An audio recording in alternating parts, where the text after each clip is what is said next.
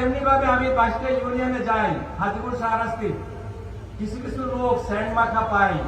অনেক সুগন্ধি মাখা স্বাস্থ্যবান অনেক লোক আমার আশেপাশে দাঁড়াই থাকে, কিন্তু নিরপ্ত দৃষ্টিতে ক্লান্ত শরীরে কিছু লোক আমার দিকে তাকাই থাকে যে ভাই, আমি কিন্তু 16 বছর আপনার সাথে ছিলাম, চাঁদপুরে মামলার হাজিরা দিয়েছি, আমি আজকে ভালো জামা কাপড় গায়ে দিয়ে আসতে পারি নাই, আপনি সুগন্ধি লোকটাকে কাছে নেবেন না, আমি খুব কষ্ট পাই। সেই জন্য সুগন্ধি লোকদেরকে আমি অনুরোধ করব, দয়া করে আমার থেকে দূরে থাকবেন। আমার নিষ্পেষিত নেতা কর্মী, মামলা আক্রান্ত নেতা কর্মী যারা আন্দোলন সংগ্রামে মাঠে ছিল, এদের কাছে আসার চেষ্টা করবেন না। হ্যাঁ, আপনারা যদি দল করেন, সত্যিকার দলকে ভালোবাসেন, দলের যেহেতু সুসময় আসতেছে,